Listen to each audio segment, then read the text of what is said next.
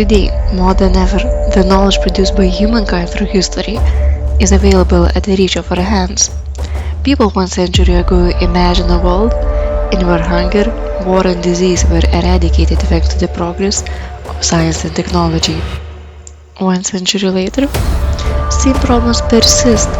The gap between social classes grew deep, and new challenges as global warming, pollution, and overpopulation rises in the horizon.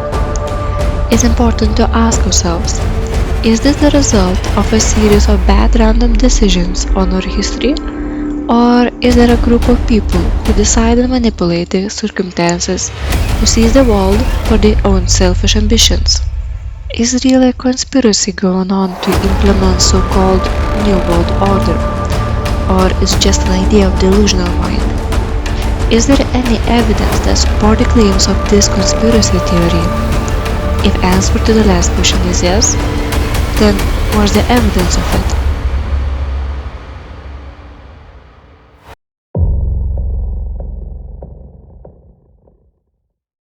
Good evening, I'm your host Alan Perez. Welcome to our first program of Into the Dark, a place to discuss about mysteries, science, and modernity. Today's program is called None Dares to Call It a Conspiracy. To speak about this subject, we have a guest into the studio, Chocolate Nisalanes, researcher, journalist, and professor. Welcome. Good evening. It's a pleasure to be here tonight. Greetings to all our friends at home. Professor, what do you consider important now to talk about a global conspiracy? I consider it important because we have seen a pandemic, not only a pandemic of a disease, but a pandemic of fear. While we were forced to go under lockdown, there is more and more measures implemented that attack our freedom, and nobody seems to be aware of the consequences in the near future of these measures. What measures and consequences are you talking about? First, the lockdown. The fact that our location will be tracked all time. We will have to show certificates of vaccination in order to travel, to go to movies, to concert, beach days, or even parties. Do you really believe such a conspiracy exists? I did believe there was something going on, but in the light of recent events, I'm totally convinced now. Why? Because everything that these crazy deluded people have been saying in the internet for years, it's our daily life now. We wake up, we cannot go outside, we mistrust each other. There's a terror campaign going on the media. The government and the tech companies pushing for mandatory vaccination and implant of ID chips. Disappearing of cash, limiting the mobility, limiting the number of gathering of people, and all of this for a disease that is equiparable with the H1N1 that we saw in the 2009. This war is heading to be a hybrid between 1984 and Brave New World. A conspiracy starts and holds thanks to circumstantial evidence. We wonder if the event happened randomly or was planned like that. Years later, information can or cannot come and confirm or finish a conspiracy theory, once and for all. And now, this is the case. I am not aiming to convince anybody. I'm presenting the facts on how this conspiracy is true to the evidence that is happening right now, that we are living it right now. The manufacturing concept that the media is using to manipulate the audiences, and the manufacturing of instant gratification that is used to keep us asleep. With a better understanding of the media manufacturing consent and the instant gratification, our friends at home can answer to themselves the question, am I being manipulated? Are we going to talk about the coronavirus? No, not today. We will talk about the conspiracy, demystify its origins, and understand better the elements and the tools it used to reach their goals. In the next program, we will speak about the coronavirus and how these measures that are going to be implemented will make our life before the quarantine to never come back. That's an alarming affirmation. What kind of evidence? Classified, privileged information, maybe a contact? No, I do not possess anything of this. I present the evidence against the conspiracy that, as I say, is circumstantial, is connected to the historical conjuncture. And the other one that I consider the most important is the whistleblowers, the leaks, the detractors of the conspiracy. What's a conspiracy theory and why not dare to call it like that? The conspiracy theory is a logic-deductive system that wants to explain the power relations in the world. It proposed that a group of elite privileges lie in a systematic way in order to manipulate the world and impose their own vision of an ideal society. These people belong to what we call the 1% of the population. People extremely rich, from all families, and extremely educated. In their vision, there is just two classes of people in this world. This small group of privileges and the rest of the population. Today's titles come from a book written in 1971 by Gary Allen and Larry Abraham. None dare to call it a conspiracy. The term conspiracy theory appeared for the first time in this book. The conspiracy theory and its structure was proposed by these two journalists. And due to the nature of the ideas this book was presenting at the time, it was banned in the United States, place that it was released. The book also set a milestone, since conspiracy theories started to be considered a way to question the official truth. We need to remember the date, January 27 of 1973. What happened on that day? We have seen a campaign of lies, manipulation, and misinformation. That's the official start of this campaign, when Richard Nixon signs the Paris Peace Accords and ends the Vietnam War, accepting the defeat of the United States. Later, due to the Watergate case and Nixon leaving the White House, the newcomer government understand the importance of the media machinery and its role in the politics. So the CIA started to recruit journalists to work for the CIA. This is a topic that hasn't been touched in the research papers, though it's a taboo nature. How true is that we also conspire? We need to remember that human is a social animal. Keeping secrets is part of socializing. And everybody conspires at their own level. How? I invite our friends at home to remember, when was the last time that you team up with a colleague and you had information to a third person? When was the last time that you played a joke at somebody else's expenses? In this moment, everybody's conspiring at their own level. And as we can see, it's part of the human interaction. Now, continue with the exercise. Imagine that you belong to this 1% of the population, that everything is at your reach. Women, expensive cars, yachts, drugs. What will you do? How would you spend your time? How these people reach power and manage to stay there? The elites took over the power and ruled using Machiavelli's principles that allowed them to stay in there for generations. These principles are the right of the elite to abuse the rest, the end justify the means, divide and conquer, and deceit. Of course, there's many more of them, but this is the main body that the conspiracy use. So, about the right of the elite to abuse the rest, Machiavelli says, minds are of three kinds. One is capable of thinking for itself. Another one is able to understand the thinking of others. And a third can neither think for itself nor understand the thinking of others. The first is of the highest excellence. The second is excellent, and the third one is worthless. What's the lecture that we can get from this? Me, who is of excellent mind, why would I care for the rest of the people? Divide and conquer. For this Machiavelli says, of mankind, we might say in general they are fickle, hypocritical, and greedy of gain. Love is a bond of obligation that these miserable creatures breaks whenever it suits them to do so. But fear holds them fast by a dread of punishment that never passes. What's the lecture of this?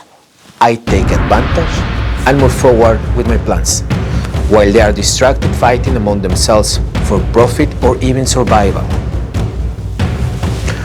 About the end justify the means, Machiavelli says, everyone see what you appear to be. Few really know what you are, and those few dare not oppose themselves to the opinion of the many, who have the majesty of the states to defend them. What's the lecture of this? Lie in a systematic way. The people will love you, and if somebody sees through you and your real plans, that voice will be quiet by the rest. About deception, Machiavelli writes, never attempt to win by force what can be won by deception.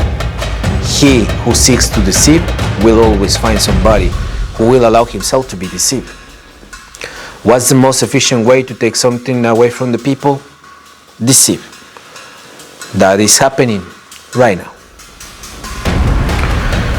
We must understand every political war or move or plan made by this elite of people must be seen through the Machiavelli's principal filters. Only then we can understand the true motive of this action. Who are these people and what do they want? The New World Order. The New World Order is the dream that a banker called Mayer Amschel Rothschild had in the 1760 to protect his private bank from government regulation. Among the members of this New World Order, we can find names of the Rothschild, the Rockefeller, the Morgan, the Kissinger, the DuPont, the Bush, the Clinton, among many, many others. In groups, we can find them in groups as the Group Bilderberg, the School of Bones, the Venetian Black Nobility, the Illuminati, the Bohemian Group, among many other groups. About David Rockefeller, I want to cite Billy Moyers, who was White House press secretary from 1965 to 1967, because he wrote something really interesting about David Rockefeller. He wrote, David Rockefeller is the most conspicuous representative today of the ruling class, a multinational fraternity of men who shapes the global economy and manages the flow of its capital. Rockefeller was born to it, and he has made the most of it. But what some critics see as a vast international conspiracy is just another day's work. In the world of David Rockefeller, it's hard to tell where business ends and politics begins. A simple way to describe a day of the 1%. Except what we believe a group of evil people making secret deals to plunge the world into chaos because a dark entity commands them to do so is just at the end of the day pure and simple greed. It's a pathological desire for control and power. However, call it New World Order is a little bit old-fashioned, because that term was trashed in the 90s. To call it the Global Company Inc. will be more accurate. Why? Because Global Company Inc. is a supranational entity with investments in all the fields, in all the countries. We need to understand that the politicians will no more power.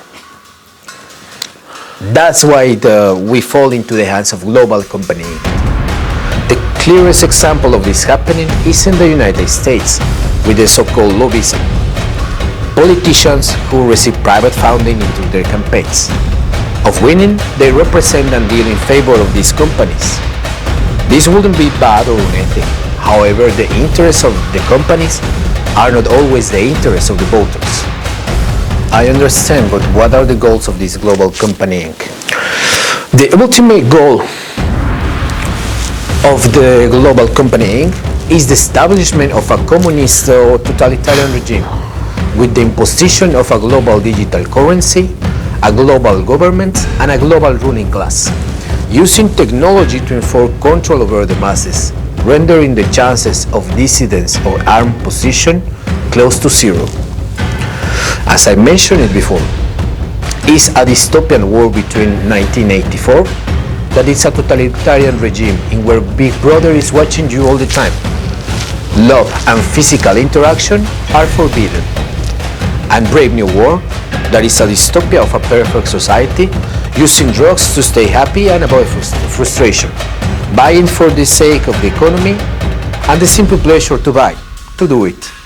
Compare with your reality now and see the similarities. And of course, there are several points that need to be fulfilled before this global communist totalitarianism is implemented. To our friends at home, decide which points are already fulfilled and which ones are in their way to be fulfilled. Abolish the idea of traditional family. End with the cancel transactions.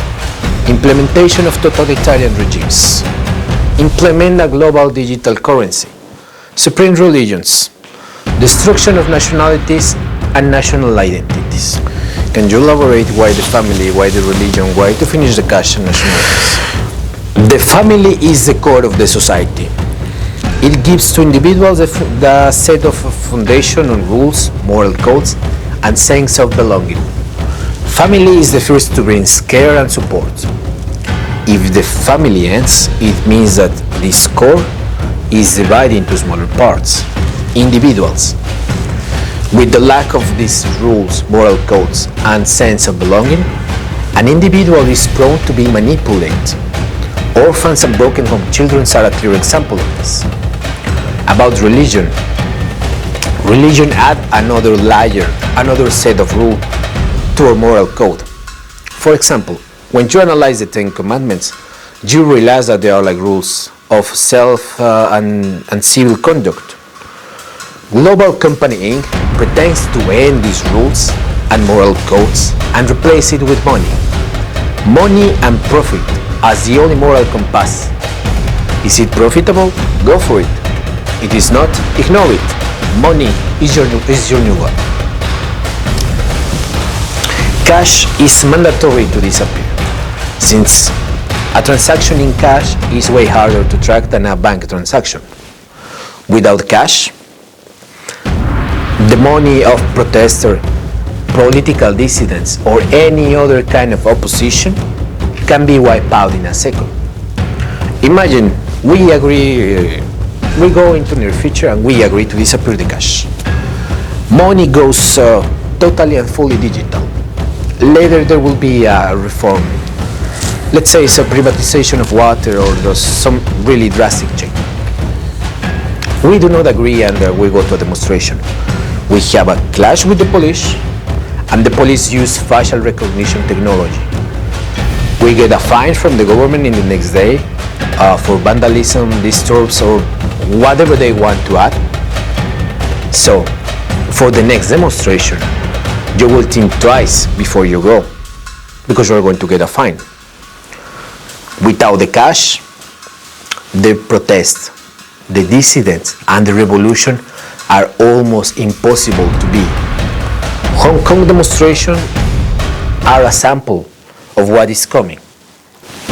The capability to control or influence every person's decision, legalization of drugs, and industrialization and technology research, reduce world population, creation of crisis after crisis to create apathy, export liberating religion ideas, collapse of the world economy, control the education system, and infiltration and control of all governments.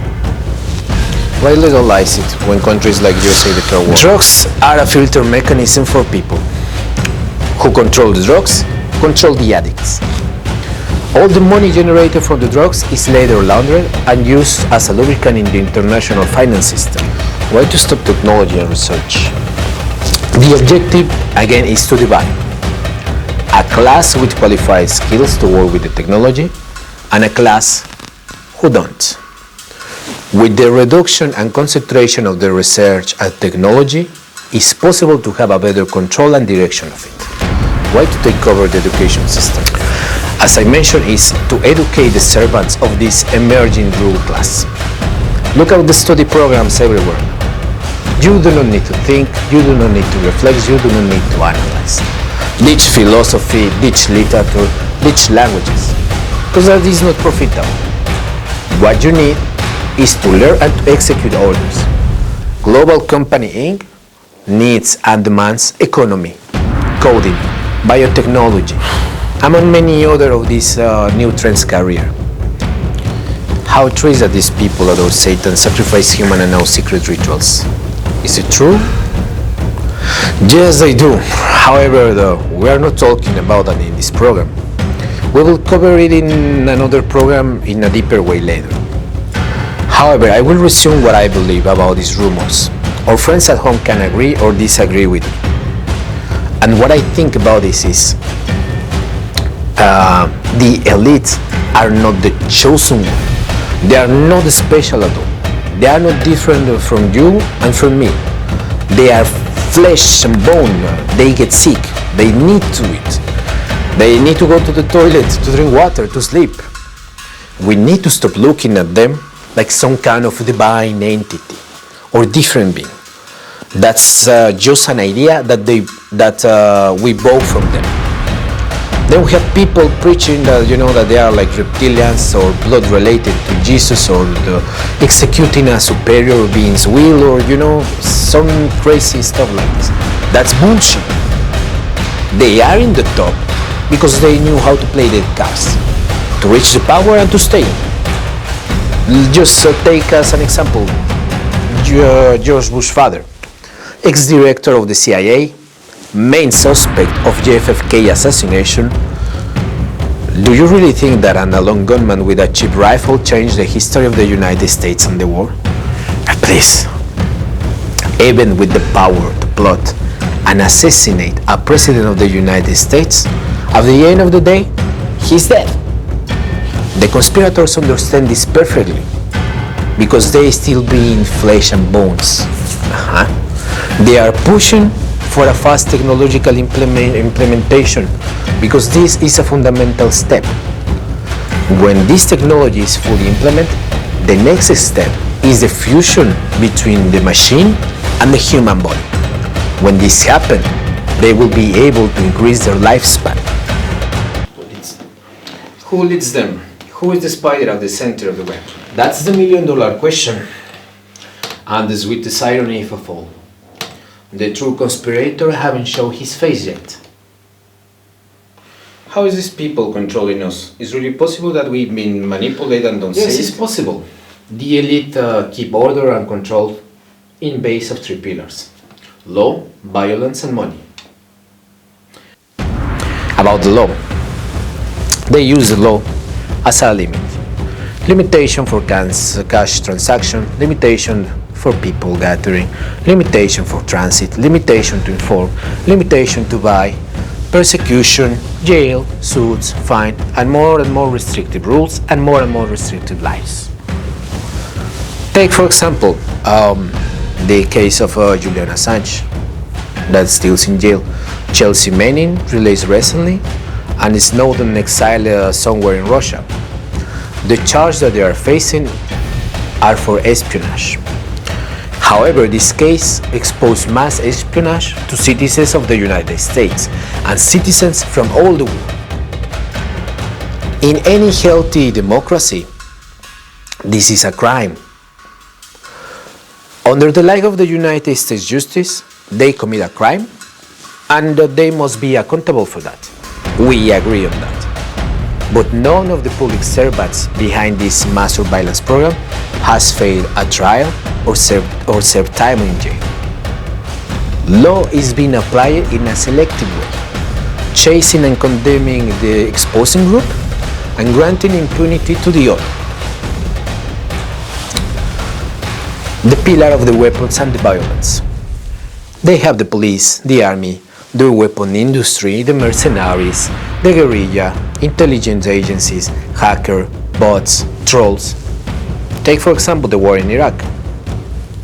To stop Saddam Hussein and its program of weapons of mass destruction, weapons that never exist, or the war against ISIS, that years later Hillary Clinton admitted that they were financing, or silence people who expose the conspiracy, as David Crowley and his Grey State film documentary, or Jeffrey Epstein, who killed himself. We have the last pillar, the pillar of money. We have the IMF, the central banks, the debt, the control and manipulation of the markets, the control and manipulation of the currencies, and of course the stop of cash transactions. Here it's important to point that the cash transactions are attacked all the time under the argument that terrorism, narco-traffic, and other illegal activities rely on cash. However, Rabobank, Citibank, and HSBC, among many other banks, laundered millions from the Mexican cartels for years. It's curious that any anti-money laundering unit in the whole United States or UK report anything, nor the banks. Conspiracy theory that it was like running. It used to be in forums, and at the end of the day, proved to be true. When this was proven true, with the Panama Papers came out, what happened? They were exposed, and the only thing that happened is that they paid fines, and that's it. I asked to our friends at home, try to transfer yourself $10,000 or to pay a car in cash. Employees immediately look at you like a criminal or some kind of drug lord. And of course, the most important that you can buy with money.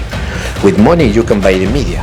What's the relation between the media and the conspiracy? Why the conspiracy theories are claimed to be fake news or misinformation? Who decides what is fake news? Who decides what is misinformation? The government and the media. Government, media, and companies create an alliance. To understand how the media works for the other two, a small analysis is required. An important figure, Noam Chomsky, is a must-be reference into this topic. Noam Chomsky is considered the father of modern linguistics and is the author of several books in topics such as war, politics, and mass media. In his book, Manufacturing Consent of 1988, he proposed a model to analyze the media, model that is known as the 5 filters of media. Ownership, advertisement, media elite, flag, and common enemy. Ownership, who is the owner of the media, and what are his deals with the politicians and the companies. Advertisement, based on the rating and the schedule, or attention is the product that the media sells. Media elite, is the collusion of the media and the journalist. Is the journalist ethic, or is the journalist just reporting what the media wants? Flag, who is not in the same narrative, is attacked, ignored, or ashamed. That's it. Common enemy, create one, unite the people, and speak about it over and over and over and over again. At the same time, the media is based on the work of another important figure, Edward Bernays. Edward Bernays researched and perfected the model to manufacture the consent. Bernays is considered the father of public relations, consumerism, and one of the most prolific propagandists according to Noam Chomsky. New fear of Sigmund Freud, the fact that influenced his work, but this fact was not his most important influence. His biggest influence comes from being part of the United States Committee, Woodrow Wilson Committee on Public Information. When you listen to the Committee on Public Information, you can figure it out what is this about. His knowledge in the propaganda, public relations, and social engineering allowed him to change the mind of the American society.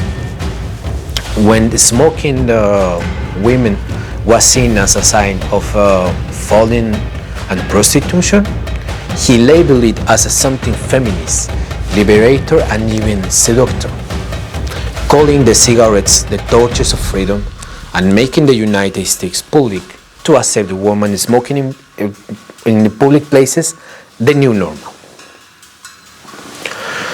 Bernays and his manufacturing of consent is a topic like worthy of books and hours of video, time that we do not have. I strongly suggest to our friends to watch the documentary of the BBC, The Century of the Self, by Adam Curtis. Finish that documentary and rewatch this program. You will have a better understanding of all the information that I'm presenting right now.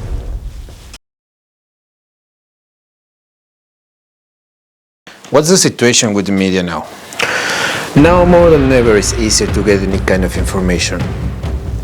However, the conspirators know this, and as a countermeasure, they keep us distracted and asleep. They know how to manufacture the consent, and now they know how to manufacture instant gratification. What we see every day in the media is consume, consume, and consume. Consume football, consume series, consume video games, consume junk food, consume whatever. Be entertained. Do not think into the future. Live for the moment.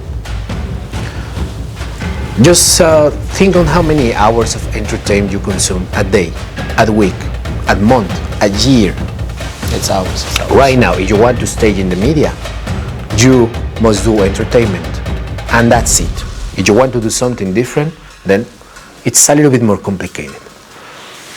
Just follow the narrative or disappear. For example, to talk about the corona or some other related topics, right now it's almost forbidden and you will be done. Self-censorship is a must-be if you want to stay in the digital platforms and the social media. YouTube is letting content here under the flag of fake news or misinformation. When you compare this to what was happening in the Nazi regime or the Soviet regime or any other regime, at the end of the day is the same thing. An idea is labeled as different and must be purged from the reach of the people. Decades ago, these regimes were burning books. Now they just need to delete their videos or channels. The right of freedom of speech is to say what we think. The position of the social networks and the digital platform is, I am the holder of the truth. Your freedom of speech and your freedom to be wrong is erased in that moment, under the argument of to protect the public from the fake news and misinformation. And again, who decides this?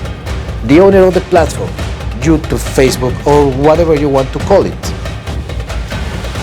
My question for our friends at home is like, do you really need to be protected from this? I mean, will it be different if they respect the freedom of speech and say, okay, what you are saying is not that close to reality, or you are wrong or something, but I have to respect that and let the information go. People is mature enough to choose what to see, what to think, and what to believe. By silencing another points of view, media is taking these rights away from you and these capabilities. Right now, YouTube and the social media are treating the public as retards, and this should not be. When, for example, a government, a company, or other media lie to us, you don't see YouTube, Facebook, or any other digital platform banning channel, flagging videos, because they contain fake news or misinformation that they place in there deliberately. They did it on purpose. Can you see the hypocrisy and the double moral of these businesses? For example, London Real was banned 1 weekend ago, maybe 2 weeks ago. And Jordan Peterson was banned also. But you know, like, you cannot take down an academic like Jordan Peterson just like that. You cannot take down the London Real just like that. London Real has 2 million of subscribers. And about Jordan Peterson, all his work, conferences, and statements have a research background. So YouTube had no more option than to put them back and face the fiasco that they made with it. But that's, you know, like with the big channels, with the heavyweights. And what happened to the small channels like us that were just starting? We must stay in the narrative and the self-censorship. At the beginning of the program we spoke about evidence. Where and of what kind is this evidence? As I say, there's two kinds of evidences. And whistleblower evidence. There's many people who call themselves whistleblowers. However, they present evidence that at the end of the day, in the case of the whistleblowers, it's information leak for somebody who was part of the conspiracy and deserts it. When this information is cross-referenced with the circumstantial evidence, we can affirm that a conspiracy is true. Take as an example Area 51 conspiracy and Bob Lazar. Bob Lazar claimed to be a scientist working in Area 51 with extraterrestrial vehicles, and he spoke about element 115 to be the fuel for these UFOs, for these extraterrestrial vehicles. Of course, the declaration by this time that we're speaking about 1980, they were qualified as nonsense outrageous and stupid by the scientist community. However, in 2013, the element 115 was discovered. When something like this happened, that just let you thinking like if maybe there was like something real in what this Bob Lazar was saying. Circumstantial evidence get validation Yes. from the leak. Let's remember that in the race between the true and the lie, the true always win. However, the statement is not talking about time at all. What are the conspiracy theories that result to be true? Conspiracies that came out to be true, we have several ones. So right now I'm presenting MK Ultra, I'm presenting Echelon, and I'm presenting Cambridge Analytica. So let's go first with MK Ultra. MK Ultra was a program of mind control and interrogatories. People were kidnapped and subject to deprivation of the sense, hypnosis, electroshock, isolation, verbal and sexual abuse, other forms of torture, and drugs as LSD. LSD was used as a chemical agent that being sprayed or mixed in the water could left a company of soldiers unable to find. A small village in France called Point-Saint-Esprit was a victim of the experimentation with the LSD. As a result, 5 inhabitants died and 2 more commit suicide. One of the biggest achievements of the MK Ultra was to erase the memory of an individual and then make him believe that scientists inside the room were his parents. MK Ultra was another conspiracy, like running the people's mind. But during the Watergate investigation, the CIA director Richard Helms ordered the destruction of several documents.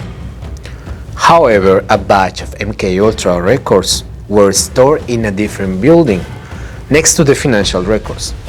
Thanks to this mistake, we know about the MK Ultra as a real fact. What happened later is that a special commission investigated and shut down the program. However, the scientists and victims denounced that the shutdown was a mere cover-up. MK Ultra continued and evolved on what right now is called Monarch. Monarch is used to program celebrities like Lady Gaga, Britney Spears, Katy Perry, among many others. Being this the reason why the celebrities act that weird when the programming starts to fail or to weaken. If you want to know more deeper about the MK Ultra, I suggest to our friends at home to watch the documentary Mission Mind Control. The next one is called Echelon. Echelon was a global network of spy stations capable of intercepting telephone, faxes, computer, and bank accounts. This was created in the 60s in order to spy the communist activity. So all the allied people with the United States participate. Australia, Canada, New Zealand, and the UK. They were part of the program. British journalist Duncan Campbell and New Zealand journalist Nicky Hager asserted the existence of Echelon in 1990. After some scandals in where European companies lost billionaire contracts against United States companies, cases in where the National Security Agency acted as a whistleblower. Echelon evolved from the military and diplomatic effort against the Soviet Union to a global system for mass surveillance and industrial espionage. The Europeans formed a commission, and this commission called the journalists to participate as witnesses in the trial. However, the United States and the companies never sent any representative. As I mentioned before, Echelon was a conspiracy theory. Officially, Echelon never exists. But the existence of Echelon is confirmed when a collection of data satellites were leaked by Edward Snowden. In that moment, we have the confirmation, again, of a conspiracy theory just being true. About the case of Cambridge Analytica. Cambridge Analytica was a company that was founded in 2015 It belongs to SEL Group. They call themselves a global election management agency, more likely a military disinformation, social media branding, and voter targeting, because this is what they do. This conspiracy theory runs into the chat forums and Reddit and conspiracy theory channels and so on. Just another conspiracy theory idea that we're running while. Until the data was leaked by two employees of Cambridge Analytica, Christopher Willey and Brittany Kaiser, who disagree into the manipulation of people's political preferences and their votes. 50 millions of records were sold to Cambridge Analytica, who mined the data in order to target the voters.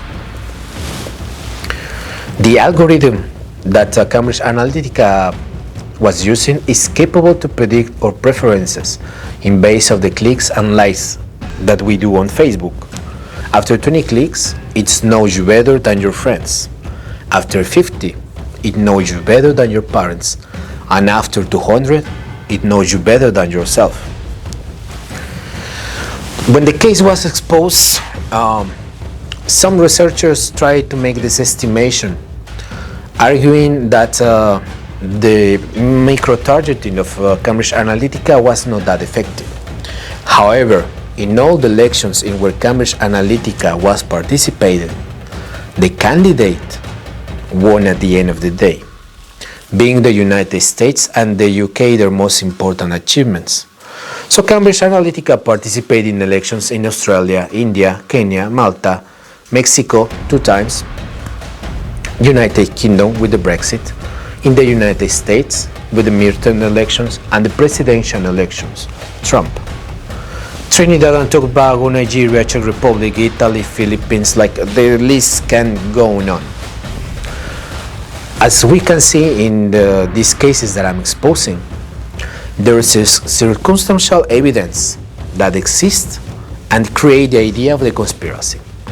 Later, all the leaked data comes and confirm that the circumstantial evidence was true, and in that moment we know that our governments are lying to us for greed, power and control. Do you believe our perception of the war is changed when we listen to conspiracy theory and it's true? Yes, I do believe it. However, it's hard to accept that the people could be this bad, this manipulative, this low. However, after connecting the dots, events that seems to be random, you realize that everything is it's a part of a bigger scheme. Some pieces of this scheme are already visible and falling apart. Some others are not still that clear, but they are becoming clear now with the time. Professor, what would you present in the next program? For the next program, I will expose the measures that will change our life forever. Our life, like 2 months ago, are not going to be anymore. That's going to be a part of the past, a story to tell our children. But that's only if we allow the conspirators to make this step. People is realizing of the implication of these measures and then going on demonstration, especially in the United States. I will present a plan to take back our lives, but it's important that our friends at home realize that we need to wake up. We need to wake up and to do something. Otherwise, this is like a bad night that you drink so much and you use some forbidden substance, and when you wake up after this night, you wake up in a jail. Thank you very much. Well, with this statement, we close tonight the program. We wait for you to stay with us into the next program that is called We Are Not Going Back to Normal. Thank you very much. Have a nice night and a happy quarantine.